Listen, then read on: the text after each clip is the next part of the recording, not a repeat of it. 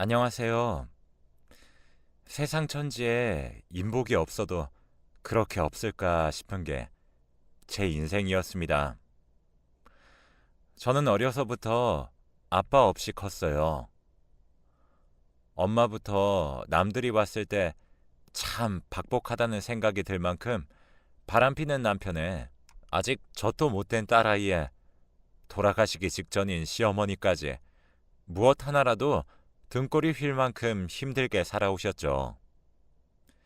그러다가 아빠는 결국 바람으로 시작해 바람으로 끝을 맺어 집을 나가버리셨고, 다행인지 불행인지 그 시기에 엄마의 시어머니인 저의 친할머니도 돌아가셨습니다. 그 이후로는 엄마 혼자 저를 홀로 키우시면서 힘든 시간을 보내셨어요. 사춘기 때는 제가 안 그래도 힘든 엄마의 마음을 더 힘들게 했고요. 한창 친구들과의 사이가 예민할 당시에 친구들 사이에서 바람 펴서 집 나간 아빠를 두었다며 입방아에 오르락 내리락 하는 것을 경험하면서 부모님에 대한 원망이 생겨나기 시작했어요. 게다가 친구들의 부모님처럼 회사에 다니면서 옷도 깔끔하고 예쁘게 입고 다니지 못하고 늘상 식당 일이나 도와주면서 음식 냄새가 풀풀 나는 엄마도 마음에 들지 않았거든요. 이 모든 것은 반항심으로 돌아와 중학교 내내 학교 밖과 집 밖을 맴돌며 사고나 치며 돌아다녔죠. 엄마는 본인의 삶도 힘들었기 때문에 저를 케어할 만한 힘이 하나도 없었어요. 그래서 저는 더 엇나갔던 것 같아요. 엄마마저 나를 잡아주지 않았으니까요. 하지만 그러던 어느 날이었어요. 그때가 겨울이었는데 날이 너무 추워서 밖에 나가서 놀지도 않고 집에 혼자 들어와 잠을 자고 있었어요. 한참을 낮잠을 자다가 눈을 떠보니 깜깜한 밤이 되어 있었고 온 집안에는 불이 꺼진 채로 있었습니다. 그리고 그 칠흑 같은 어둠 사이로 누군가의 울음소리가 들려오더군요. 아, 정말 죽고 싶을 만큼 힘들다. 정말 너무너무 힘들어요, 엄마. 그 울음소리는 저희 엄마의 소리였고, 엄마는 제가 태어나기도 전에 일찍 돌아가신 외할머니를 허공에서 찾으며 힘들다고 울고 계셨어요. 그때 저는 정신이 번쩍 차려졌습니다. 내가 힘든 것만큼 분명 우리 엄마도 힘든 시간들을 보내왔을 텐데, 이런 생각에 너무너무 미안해졌고, 그동안 철없이 행동했던 저의 모습들이 너무 후회스러웠거든요. 그래서 그때 다시 정신 차리고 악착같이 공부해서 성공해서 엄마에게 꼭 효도를 해드려야겠다는 다짐을 하게 되었어요. 덕분에 저는 고등학교 3학년 내내 전교 등수에서 놀 수 있었고, 대학도 서울권에서 꽤나 좋은 곳을 나와 취업까지 순조롭게 마칠 수 있었습니다. 제가 취업에 성공하던 날 엄마가 얼마나 기뻐하셨는지 몰라요. 그동안 남 밑에서 자존심 다 굽히고 일해가면서 모진 수모를 다 겪으셨을 텐데 그걸 보상받는 기분이라며 너무나 좋아하시더라고요. 행복해 하시는 엄마의 모습을 보니 저도 뿌듯했습니다. 이제야 실컷 효도해 드릴 수 있겠다 싶었거든요. 첫 월급이 나왔을 때는 맛있는 음식도 먹으러 가고 옷도 좋은 것으로 싹 사드렸어요. 그리고 매달 용돈을 드리면서 이제는 엄마도 좀 편하게 사시라고 말씀을 드렸습니다. 그렇게 하루하루 안정적으로 바뀌어가는 삶을 누리면서 저는 이 모든 것이 다 행복했어요. 그리고 또 하나의 행복을 얻게 되었죠. 바로 저를 많이 사랑해주는 남자친구를 만났습니다. 남자친구는 회사 동료가 아는 선배를 소개시켜 주어 만나게 되었어요. 처음 나가던 소개팅 자리라서 어찌나 떨렸는지 모릅니다. 하지만 저희는 서로 둘 다 한눈에 결혼할 사람이라는 걸 느끼게 되었고, 그 후로 6개월 만에 결혼을 약속해 일사천리로 시까지 마쳤습니다. 시댁도 시어머니나 시아버지가 조금 유별난 부분이 있는 것 같아 보이긴 했지만, 결혼 전까지만 해도 본성을 드러내지 않았기 때문에 저는 대수롭지 않게 생각하며 결혼까지 하게 되었어요. 그러다 갑작스럽게 사이가 틀어진 계기는 남편의 사업 실패 이후였습니다. 결혼을 한 후 얼마 안 되어 남편은 직장을 그만두고 사업을 차리게 되었어요. 초반에는 힘든 시기가 있었지만 나름 잘 극복해 안정기에 접어들게 되었는데, 몇 년이 채 안 되어 투자 사기를 당하면서 망하게 되었습니다. 그때는 저희가 살던 집까지 팔아서 빚을 메워야 했기 때문에 일단은 제일 돈이 되는 집부터 팔아 넘기고 어쩔 수 없이 시댁으로 들어가게 되었어요. 그날로부터 저와 시댁의 불화가 시작되었습니다. 저는 시어머니와 제가 나름 잘 맞는다고 생각을 했었어요. 그렇게 깐깐하신 분도 아니었고, 평소에 필요한 경우가 아니면 만나는 일도 별로 없었기 때문에 이렇게까지 서로 다른 줄은 몰랐었네요. 하지만 시댁에 들어가서 사는 날부터 시작해 시모는 돈 없이 시댁으로 들어와서 사는 게 못마땅하신지 저에게 꼬투리를 잡기 시작했어요. 예, 너 지금 이걸 설거지라고 하면서 정리해 놓은 거냐? 벌써 결혼 몇 년 차인데 아직도 그릇 정리하는 게 이래서야 어떻게 써먹니 너를? 초반에는 아주 사소한 거였습니다. 그릇을 원래 배열대로 정리하지 않았다는 이유로 시어머니는 트집을 잡았어요. 원래는 잘 정리해 놓는데 그때는 급하게 전화를 받을 일이 있어 잠깐 놔둔 사이에 보시고는 그렇게 말씀을 하셨던 거였어요. 좀 억울했지만 어쨌든 정리를 안 한 잘못은 맞았기에 그냥 들었습니다. 하지만 그 다음부터 시어머니는 그 강도가 점점 더 심해졌어요. 예, 나 오늘 집에 못 들어가니까 네가 알아서 저녁 차리고 준비해 놔라. 네 시아버지 고기 없으면 밥 못 드시는 거 알지? 불고기 반찬거리 사서 다 해놔. 예, 집에서 빨래 좀 해라.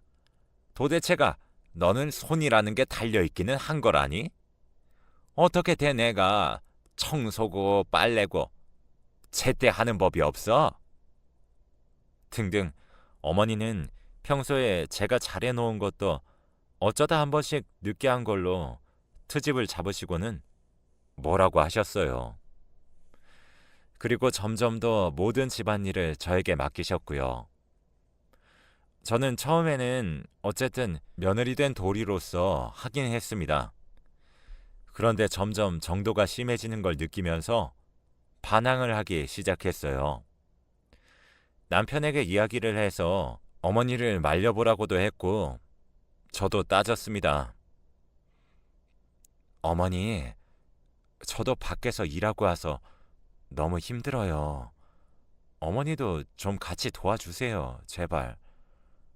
언제까지 이렇게 트집 잡으실 거예요? 하지만 제가 따질 때마다 시어머니는 저보다도 더 불같이 화를 내셨고, 자기 아들이 뭐라고 할 때는 저보고 요망한 것이 본인 아들 꼬드겨서 집안을 다 갈라놓는다며 억지를 부리셨어요. 그렇게 반복되는 상황에 저는 지쳐버려서 어머니가 뭐라고 하든 말든 어떻게든 빨리 돈 모아서 이 집을 나가자는 생각으로 미친 듯이 일만 했습니다. 그런데 불행은 왜 겹겹이 일어나는 걸까요? 저는 그 당시에 무조건 돈만 모아야겠다는 생각에 빠져 일에 집중해 저희 친정엄마와 자주 연락도 못하고 있었어요. 근데 갑자기 엄마에게서 하나의 문자가 왔습니다. 아직도 그 문자는 잊혀지지가 않네요. 현지야, 정신 차리고 잘 들어. 엄마, 위암이란다. 몸이 요즘 부쩍 안 좋고 속이 안 좋아서 병원 갔더니 의사가 그러네. 우리 현지, 엄마 걱정하지 말고 엄마는 이 세상에 너밖에 없는 거 알지? 미안하다. 이렇게 청천벽력 같은 문자가 날아왔습니다. 저는 그 자리에서 주저앉아 버릴 수밖에 없었어요. 세상에 단 하나뿐인 엄마를 잃어야 한다는 생각에 너무나 큰 상실감이 들었습니다.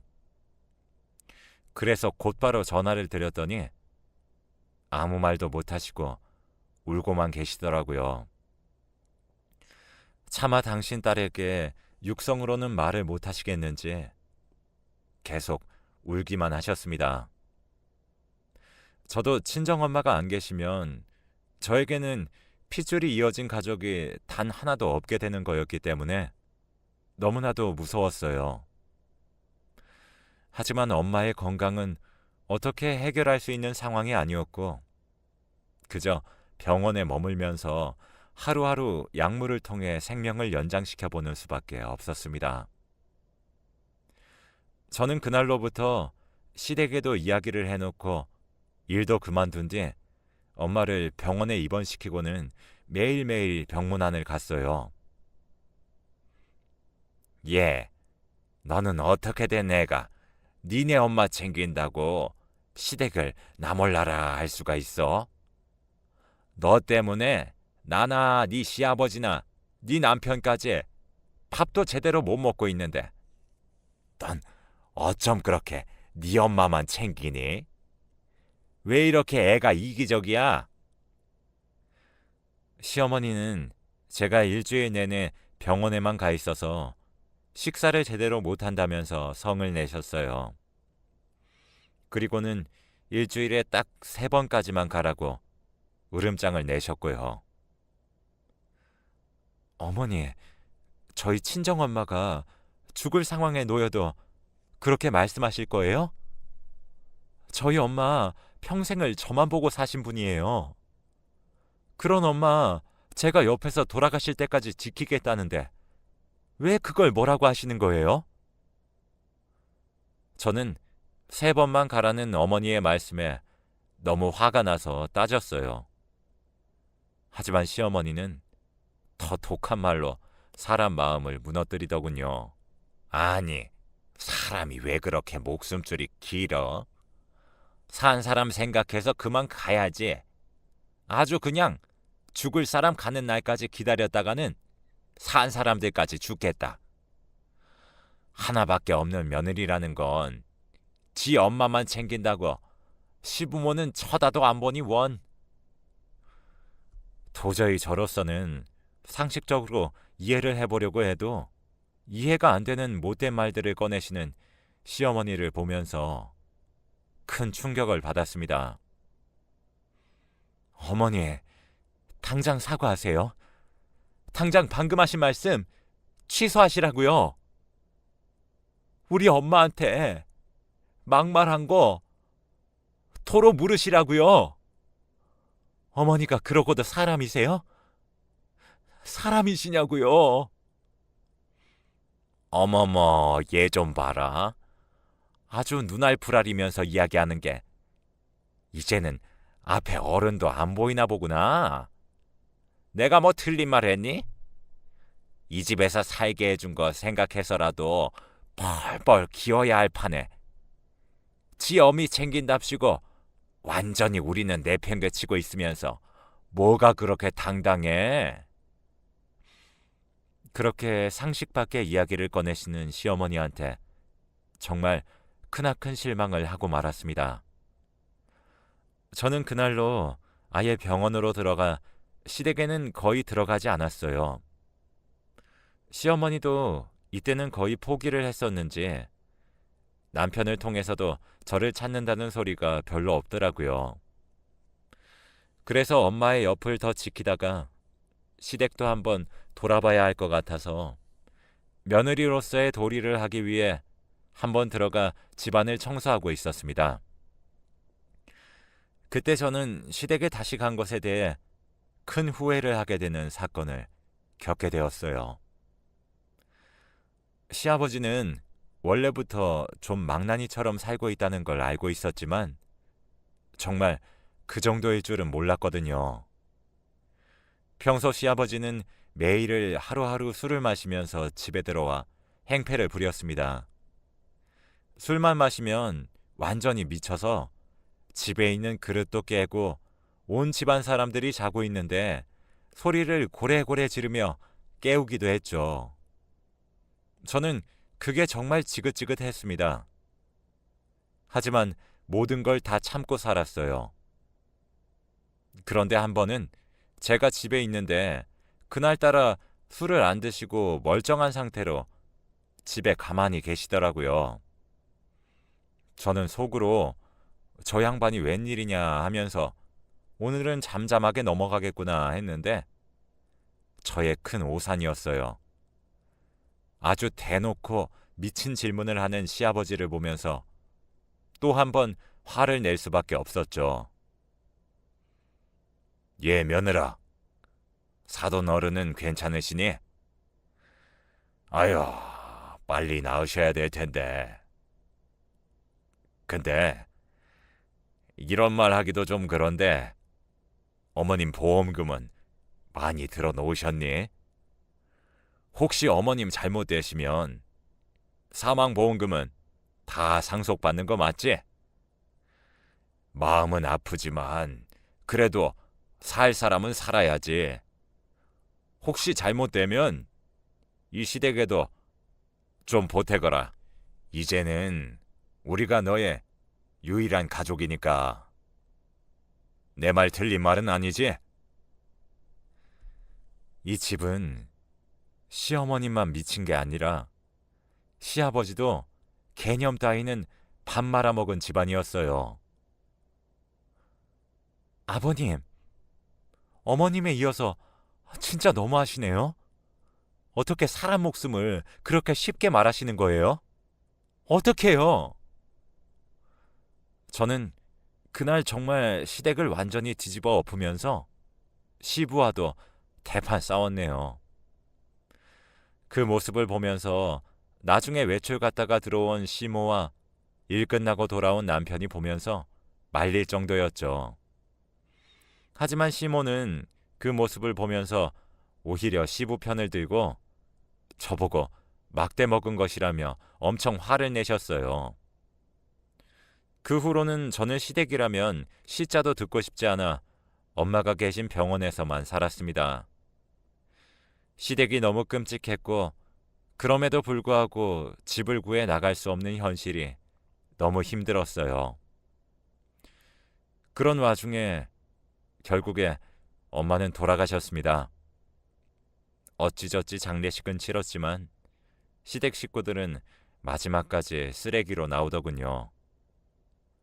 슬픔에 잠겨있던 제게 전화를 해서는 조의금이라고 보낸다면서 제 통장으로 딱 5만 원을 보내더라고요.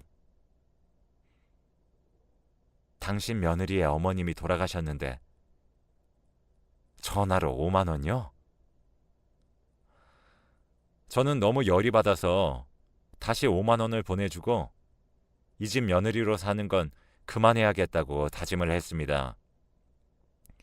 아무리 어른이라지만 공경해야 되는 사람이 있고 무시해야 하는 사람들이 있잖아요.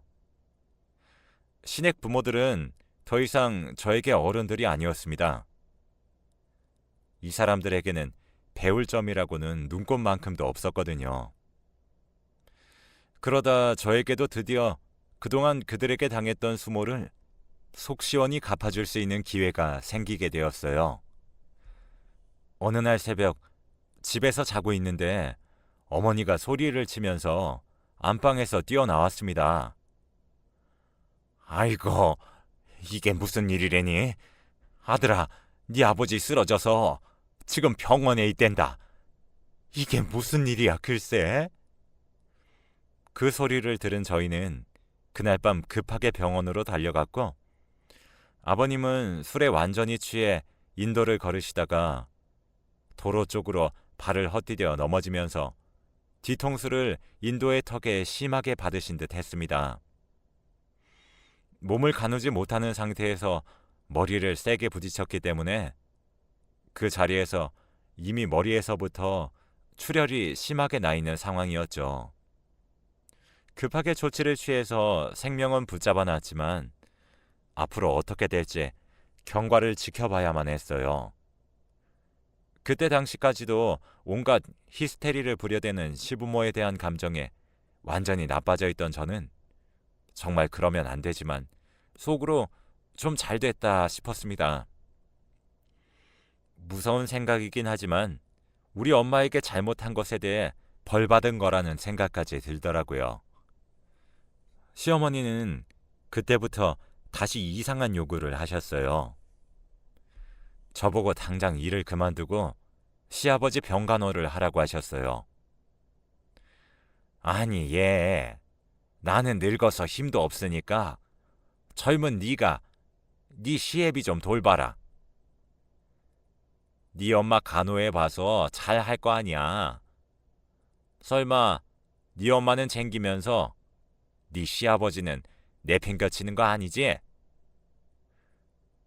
어머니, 제가 왜요? 우리 엄마는 돌봐줄 사람이 아무도 없었지만 시아버지는 어머니 남편이잖아요. 그럼 어머니가 챙기셔야죠. 저는 어머니 아들 챙기는 것도 바쁘고 힘든 사람이에요. 갑작스럽게 할 말 다 하는 저를 보면서 시어머니는 깜짝 놀라는 눈치였습니다. 하지만 그대로 물러설 뿐이 아니었죠. 이 요망한 것이. 야야, 너는 네 엄마 챙기면서 우리 아들한테 얼마나 소홀했는데. 그건 남편도 다 이해를 한 상황이었어요. 그리고 어머니가 저한테 엄마만 챙긴다고 뭐라고 하시기 전까지는 저 병원 다니면서도 집안일 열심히 하면서 청소에 밥에 단 한 번도 소홀히 한 적 없어요. 근데 이번엔 우리 엄마 사망보험금까지 노린 시아버지 병간호를 하라고요? 절대 못해요. 당당하게 맞서는 저의 모습에 시모는 흠칫했습니다. 그리고 아들까지도 나서서 어머니를 말리는 통에 시어머니는 결국 본인이 시아버지를 돌볼 수밖에 없었어요. 근데 솔직히 시어머니는 시아버지를 정성껏 돌보지도 않았습니다. 병원에서도 보호자를 찾을 정도로 저희 시어머니는 시부 병원에 좀채 가지를 않으셨거든요. 어머니는 그래도 긴 세월을 같이 산 아버님이 걱정되지도 않는지 정말 병원에 머무는 시간이 적더라고요. 애정도 사랑도 의리도 없는 모습을 보면서 참 이해할 수 없는 종족이라 생각하며 보냈어요. 시아버지는 남편만 주말에 한 번씩 찾아가서 돌아보고 오는 정도였습니다. 하루는 제가 보다가 안 되겠어서 어머니에게 말했어요. 어머님, 아버님한테 안 가보세요? 병원에서 잘 지켜주고 있는데 내가 왜 가야 하니? 아, 정말 황당하고도 어이없기 짝이 없는 소리를 하는 걸 보면서 저도 한마디 더 했습니다. 아, 참. 어머니도 참 어머님답네요. 그런데도 아버님은 저렇게 명줄 길게 오래도 사시는 걸 보면 두 분 다 대단하신 분들인가 봐요. 참 존경스럽네요. 뭐야? 너 지금 나 비꼬는 거냐? 어? 저의 도발에 어머니는 노발대발하면서 마구 화를 내셨어요. 하지만 그냥 물러설 저도 아니었죠. 어쩜 그렇게 인정들이 없으신 건지 제가 참 놀라웠어요. 이제야 이해가 되네요. 우리 엄마 아플 때도 그렇게 모진 말로 사람 속 뒤집어 놓으시더니 어머니는 애초에 가족들한테 애정이 눈꼽만큼도 없으신 분이었네요. 아니 이게 이 고얀 것이 속이 다 시원했어요. 그 뒤로 저는 두 분을 신경 쓰지 않으면서 살았습니다. 갑자기 잔뜩 흥분된 목소리로 남편이 어머니를 부르며 다급하게 들어왔습니다. 엄마, 잠깐 나와보세요. 얼른요. 아, 참. 왜? 큰아버지한테 아버지 병원비 명목으로 돈 빌리셨어요? 뭐? 아, 아니, 갑자기 그건 왜 묻냐? 돈 빌리셨냐고요? 묻는 말에 먼저 대답부터 해주세요. 그래, 빌렸어. 내가 좀 쓸 데가 있어서 빌렸다. 왜? 어디에 쓰셨는데요? 적은 돈도 아니고 보험도 아버지 앞으로 다 들어놓으셨네요. 그 돈을 어디다가 쓰시려고 빌리셨어요? 아, 지금 집안 망신시키시는 거예요? 큰아버지한테 전화 왔어요. 병원 한번 가볼까 하는데 어디냐고요? 그러면서 제게 조심스럽게 병원비 명목으로 2천만 원 빌려가셨다고 말씀하시는데 도대체 왜 빌리셨냐고요? 둘의 대화를 들어보니 어머니는 언제 돈을 빌리셨는지 아버님의 형님께 2천만 원이라는 돈을 빌리셨고 그 돈을 어디다 쓰셨는지 저희는 행방도 알 수가 없었습니다. 아, 필요한데 쓰려고 했어. 그게 그렇게 중요하니? 아니, 언제 너한테까지 전화를 했다니? 하여튼 간에 도움이 안 된다니까, 니네 큰아빠는. 지금 그게 할 소리예요? 아버지 병원비로 속여서 돈을 왜 빌리셨냐고요?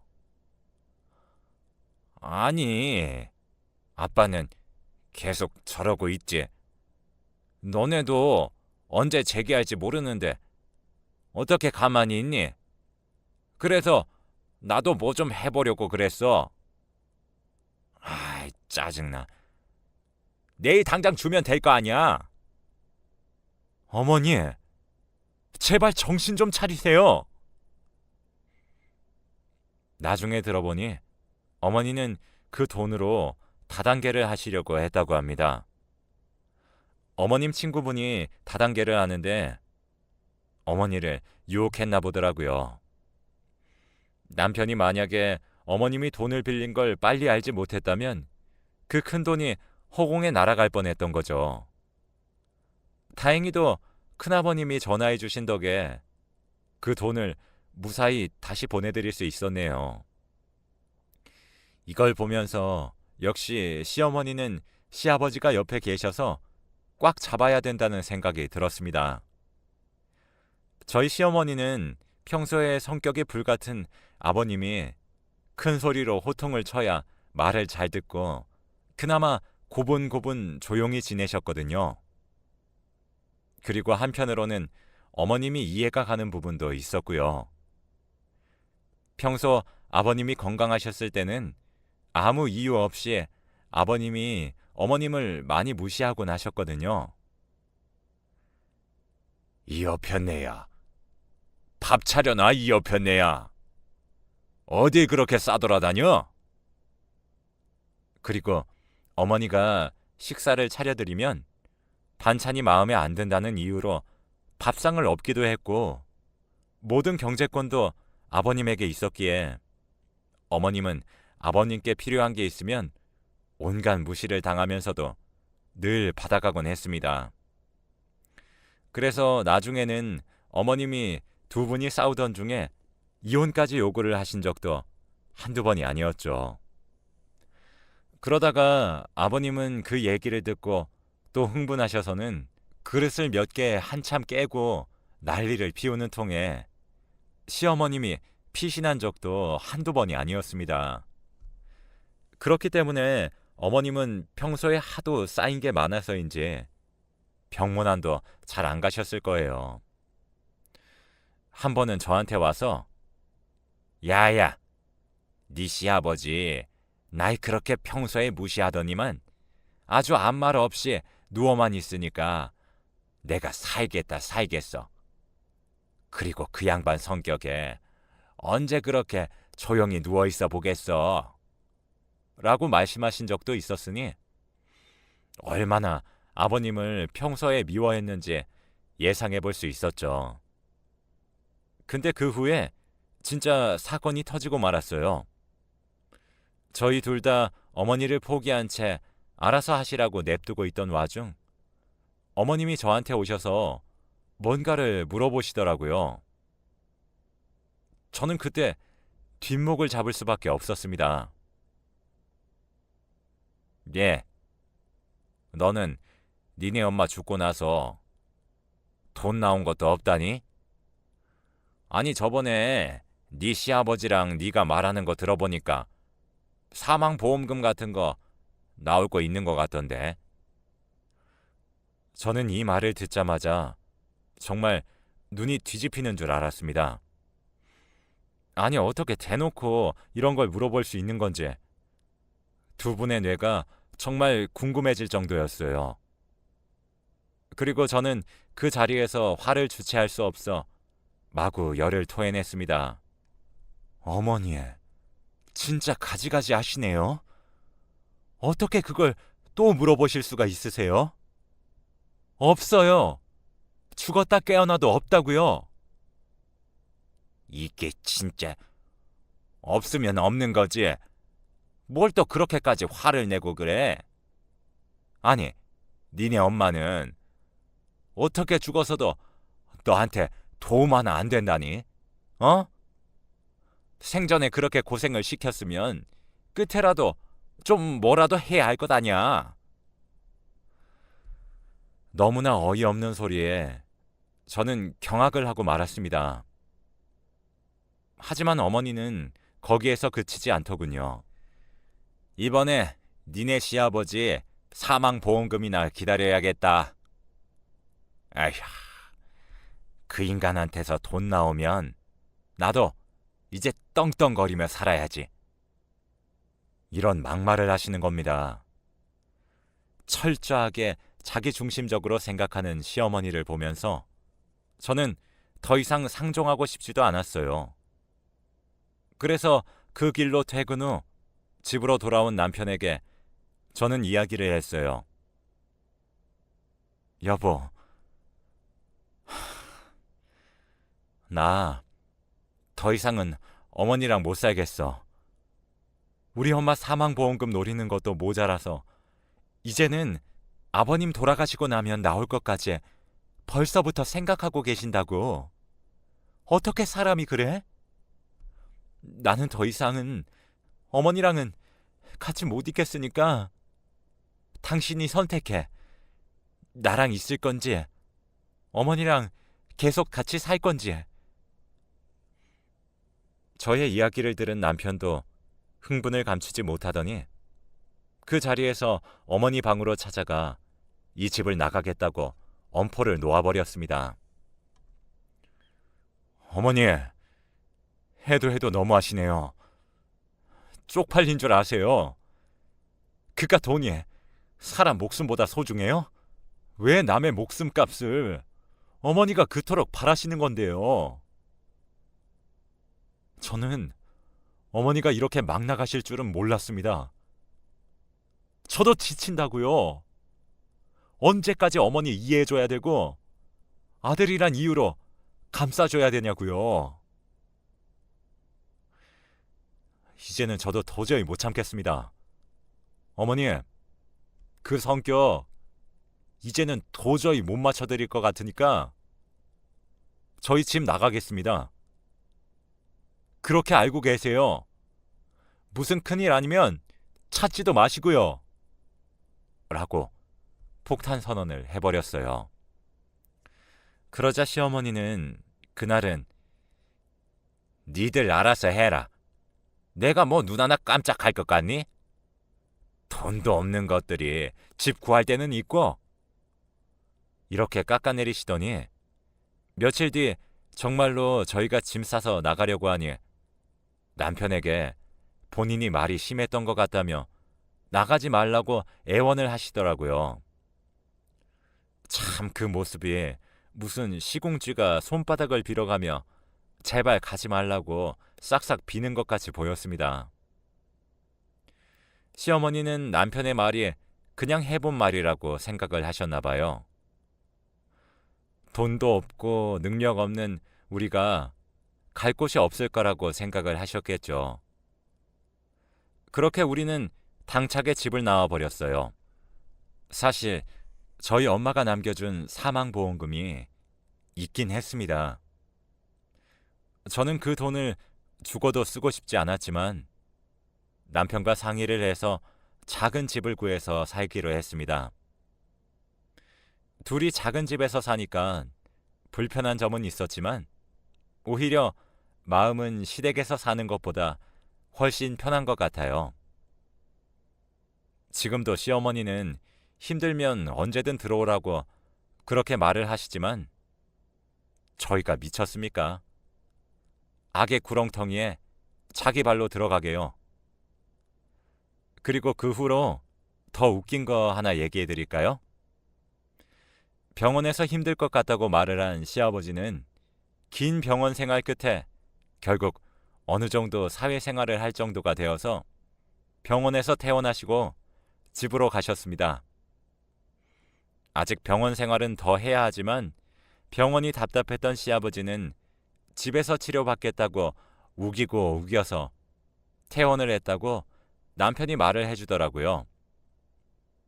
그 덕분에 시어머니는 아주 죽지 못해 사는 사람처럼 시아버지의 간병하랴, 시아버지 병원 데리고 다니랴, 시아버지 잔소리 들으랴, 시아버지 시중 들으랴 아주 죽을 맛이라고 하더군요.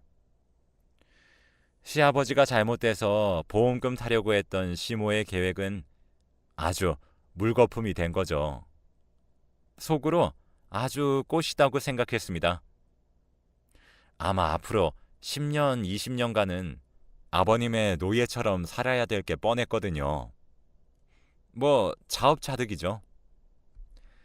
지금은 가끔 시댁의 명절에만 찾아가고 있어요.